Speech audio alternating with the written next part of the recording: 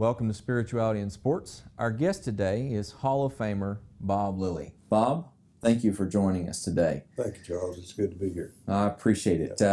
You have a lot of titles people call you. They call you Mr. Cowboy as the first Cowboy drafted. You made 11 Pro Bowls. You played in multiple Super Bowls.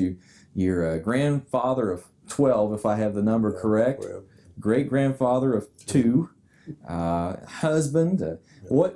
Christian, what of all the titles, the nicknames that you've gone by, what's the one that you're most proud of?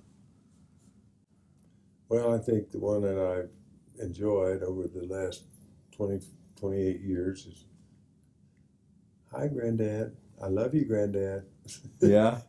That's really been neat. Yeah. And anyway, now they still call me Granddad. Yeah. But they're growing up, and it's been fun. But I don't know. Mr. Cowboy was something that I never really particularly liked. Yeah. I mean, it's an honor, I guess, because Roger's the one that started that.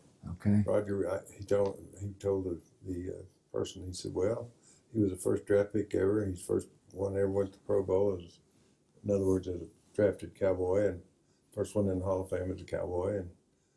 And I watched the films when he was playing, and he was, good and really good. I said, and I said, Roger, I could say the same about you, or I could say it now about Aikman or Emmett or many, many guys that have played with the Cowboys. He said, yeah, but you were the first.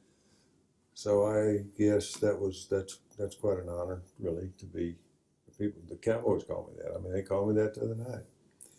But I don't let that go to my head. I know that I'm just one of the bunch. And I've been called Robert. I've been called Robert Lewis when they're mad at me, my parents. And then I got the name Bob. And then there was a song when I was in college it had Tiger in it. So what my roommates started calling me Tiger Bob. So a lot of my teammates at TCU call me Tiger Bob. And then the Cowboys, they all call me Bob. And I remember Coach Landry, first meeting I ever went to, I got lost. It was here in Dallas. It was when I was a rookie. And I finally found the place because I didn't believe it. I found it real quickly, but I didn't think that was it. It was a baseball stadium. It was over in Oak Cliff here in Dallas. And so I finally circled around it, and there weren't very many cars, but I didn't know that there was another parking area. But so I was looking for the door. I had just that year, the Yankees had gone, I think my senior year. They'd either gone to the World Series and won it, or they were interviewing Mickey Mantle.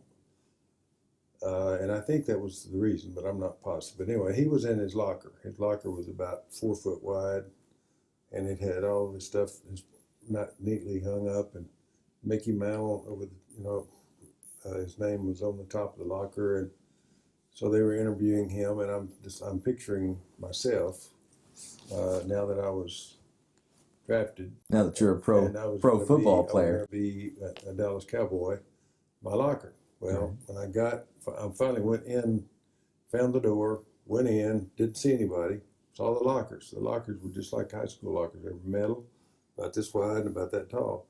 And I noticed that everybody that had been coming over to work out had their uniforms hanging from the water pipes above. I found out later that was because of rats. They didn't have a door. There was no door. But the door actually slid shut, but there was a gap about that big. And the rats were about that big. We poisoned those rats. We used every kind of poison in the world. They just got bigger and bigger. And we were in that facility for 2 years. And I don't think we won but 3 games while we were in there. But anyway, I finally found I heard somebody. I opened the door. I walks in. I'm a little bit late.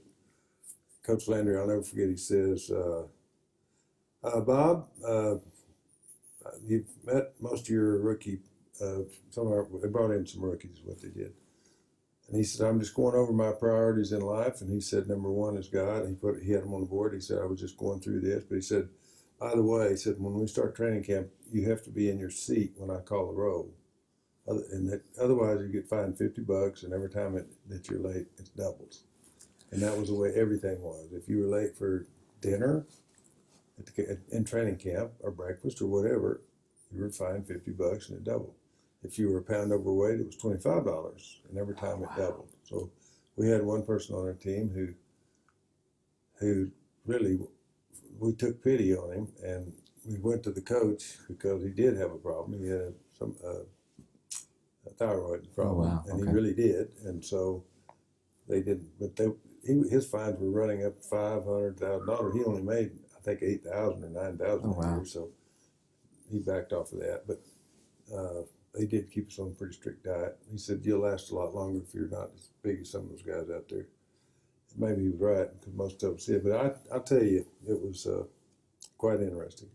You mentioned the fines, $50 or $25 doesn't sound like much to someone today. No. But what was your salary? Do you remember? $11,500 my first year. $11,500. So $50 adds up quick. You know. Oh, it adds up quick. They took tax out. I mean, I couldn't believe it. We played exhibition games for $50, and we got $42.73. Oh, nice. And so anyway, I was an avid bird hunter, dove and quail and duck, and I ate them. I mean, that was part of our staples out in Throckmorton where I grew up. But I never owned a shotgun. I had bar shotguns. So the first exhibition game, not the first, but the first one I actually started was in Oklahoma City. We played the Colts, and of course Johnny Unitas was my hero, and Gino Marchetti was one of my heroes. He was defensive end. And we stayed right downtown, and we played at OU Stadium. And I don't think it had the same name then as it does now, but it might have. But it wasn't near as big. Right. But we stayed downtown, and there was a couple of pawn shops around. And so anyway, I went around. I had a $43 check in my pocket. And so I went in, and this guy, I said, "I'm looking for a 12-gauge shotgun that I can hunt quail with." So he said, "Well, I'll tell you what, I've got a really good Savage. It's a Browning copy, but it's a good one, and it comes apart. It's in this little case, and it's almost new, and it's $50." And I said, "I don't have $50. I've only got $43. I've got this check." And I showed him the check, and he said, "You with the Cowboys?" I said, "Yes, sir." He said, "You got it." So I took the thing back to my room and hauled it back, and it's still in the family right now. Oh, wow.